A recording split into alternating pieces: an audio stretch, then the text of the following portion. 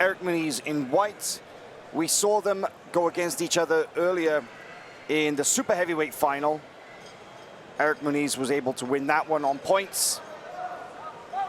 And I gotta say, I'm sensing a very different Nicolas Meregalli in the initial stages of this stare down, because Meregalli, we talked a lot about how he's been a lot lighter, looking almost joyful, smiling, joking, and yet I feel like he's unleashed the beast for this one. His face is a lot more reminiscent of those incredible, those iconic World Championship winning performances in 2017, 2019, and immediately on the attack.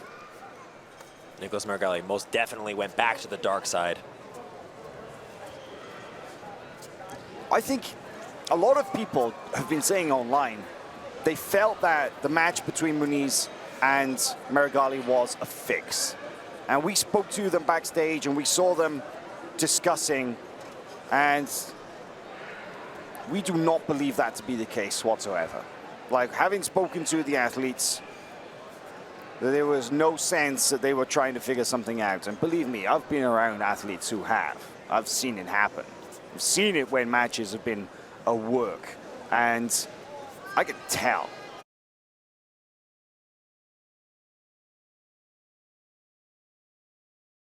And there was nothing in that earlier match to say that that was the case. But I think Meregalli himself is probably very disappointed with that performance, because he did not get the job done, and he allowed Munis to score on him. And a lot of people are saying, oh, well, you know, Munis took the super heavyweight gold, so they're going to let Meregalli take it. They're not letting anybody take anything. There will be a rightful and true winner of this match, and it will be determined purely by the jiu-jitsu on the mat. And, well, it could go either way.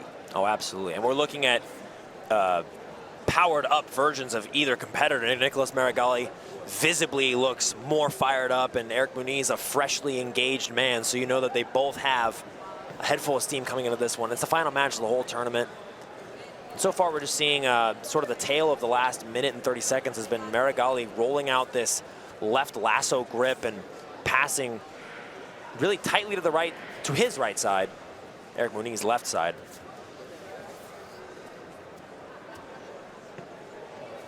I imagine there's definitely going to be some adjustments made on both sides going into this second encounter of the day between them.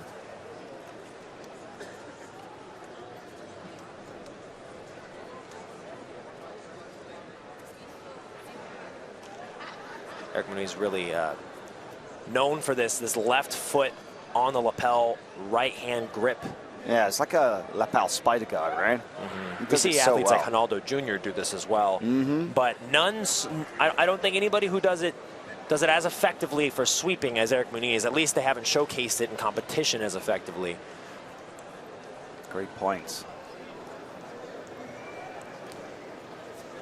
And we saw that Munis was able to effectively sweep Meregalli many times using a combination of lasso, leg entanglements, lapel. I feel like Meregalli will have had a talking to, he'll have had a little talking to himself backstage, you know? He'll have obviously consulted with Coach John Danaher, who you can see in the background. I feel like Meregalli have had a word with himself, like, hey, listen, you got to get back to it. You got to do what you're best at, and that is passing the guard in very dynamic fashion. He is putting Munis in a very stressful position here. Yeah, you see Erick Munis really trying to move that foot around, and now having the lapel, popular lapel grip he loves to use as well. This is going to stifle a little bit of the dynamic passing you were just talking about, Hal. Interesting to note as well that Erick Munis, with his victory today over Nicolas Meregalli and his victory in the 2021 World Championship, has had notable victories at black belt versus both Felipe Pena and Nicolas Meregalli. But let me not speak too soon, as Meregalli looks like he's having a good look at the pass over the side here. He's trying to throw the top leg, or what is now the bottom leg. He was trying to throw it by go into almost like a leg drag, but the lapel that Munis has, kind of saving him right now, and is really impeding Nicolas Meregalli's motion, whether it's side to side or forward or back. That's the beauty of the lapel grip. It's so powerful. And this is a position that Erick Munis was able to sweep from earlier. This same lapel guard under the leg sort of grip. And, you know, as we enter the halfway point of this men's absolute final here, one thing to notice is how calm Erick Munis still looks, even though he's been put in some pretty precarious situations. And Nicolas Meregalli seemingly growing more explosive with the grip breaks and the hip thrusts and the jerking motions to break his grips.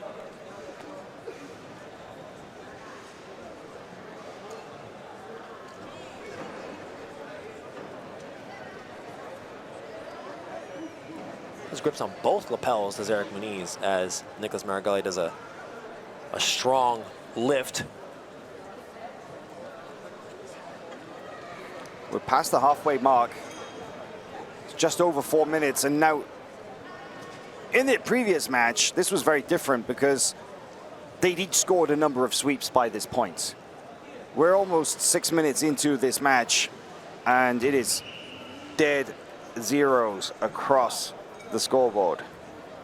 And that's sort of what I thought might happen going into this match. You know, they both opened up so much and showed so much jiu-jitsu, and that's a lot of intel to take into a second showing that day. When you show so much of your jiu-jitsu and you know you're going to have a match with that person again later on, you have to be very careful that they don't adjust better than you do. So we're seeing both of them take a much tighter, much more measured approach. And Meregalli stepping over with his right knee on the ground, possibly getting in half guard if Erick Munis is not careful. Oh, those long legs of Munis, he's able to throw them up and over into spaces that many others couldn't. Oh, Erick Munis using his hand to bring his foot over. That almost looked like perhaps it could have eventually accidentally been a reap situation. Oh, and look at the tape on the ribs of Nicolas Meregalli. I wonder if he had a... That's interesting. You know, we saw it after his win in the super heavyweight semi-final match against Felipe Andrew. When he got up, he was holding his ribs. And I feel that there is absolutely, definitely a significant rib injury at play. Could be intercostal muscles, could be the rib itself, but we noticed that in his match with Felipe Andrew, the moment that he submitted Felipe Andrew and he got up, he was holding his ribs. And he tried not to show it too much, but it was noticeable. Oh my goodness, how, look, he's got a left arm underhook. This is a really tough spot for Erick Munis. He's got a lot of pressure coming on him right now. This is a great spot for Nicolas Meregalli, and it's especially good with only 2 minutes left. Yeah, Erick Munis has a lapel control, but I think Felipe, really, he's struggling to make space, and that's when he plays guard so well, when he's the one dictating the distance. And Meregalli has entered into, let's call it, Munis' zone of discomfort. All right. I would say that that's an accurate statement. He doesn't work well from this kind of close-up game. And he's not having an easy time getting space. You see him pushing, getting space. Wonder if that'll be an advantage for Nicolas Meregalli for engaging half guard or not. Well, it looks as though he's... This is a little better for Munis, coming out at the back door almost. Oh, he does get the advantage for that position, but you have to wonder, what is Erick Munis going to do here with 1 minute and 15 seconds left to get an advantage back of his own or get the 2 points and secure the victory? Because you got to remember, even if he does get the advantage back, Meregalli's been on top for a long time, and he has definitely played, he's gotten more of the imaginary points that exist only in the minds of the judges. This is better for Munis. Oh, here we go. We are less than a minute remaining in this match, but Meregalli manages to spin and face Munis, and if he can stay on top, that's good. Because I thought for a moment it looked like Munis was very close to scoring a sweep there. Oh, using that leg to elevate. 35 seconds left.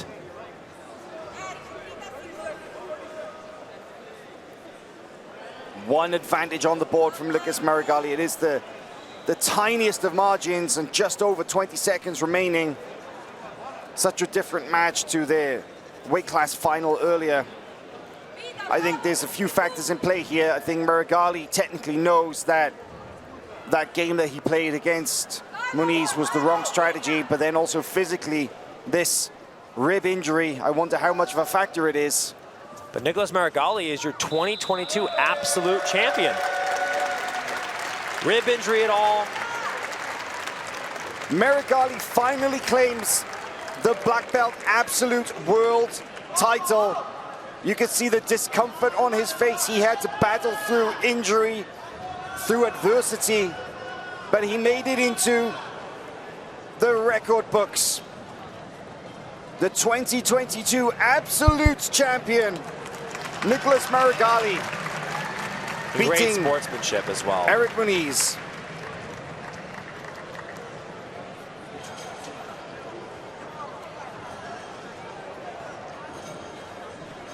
Meregalli does not look happy with that result. You see the look on his face. There's no celebration. There's no hand raise. There's no claim. It's business. But I just don't think he wanted it to go this way, Jake. I think that if he'd had the choice, of course he would have preferred to win by submission, but Erick Munis is about as tough as opponents as you could possibly hope for, and it doesn't always go the way you want it to go. No moment of triumph for Nicolas Meregalli. A conquest hard fought for and well earned. And yet, the look on his face says that he doesn't appear particularly happy. Champion is Nicolas Meregalli, representing Dream Arts. John Danaher holding the phone sideways, taking a picture. In the corner of Erick Munis was his brother, Anderson Munis. It was a nice show of respect for Nicolas Meregalli. I think he's done a lot this weekend to rehabilitate his image in the eyes of the fans.